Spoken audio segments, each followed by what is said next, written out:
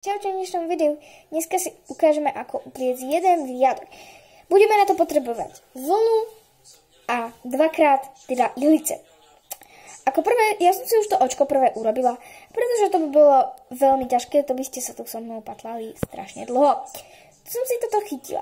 Takže teraz vlastne túto zapichnite.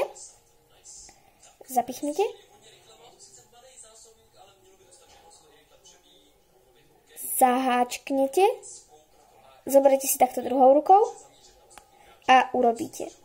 Potom si to posuniete, teda ak vám to treba mať veľmi posunuté, a znovu zaháknete, dáte do očka a zaháknete a vytiahnete.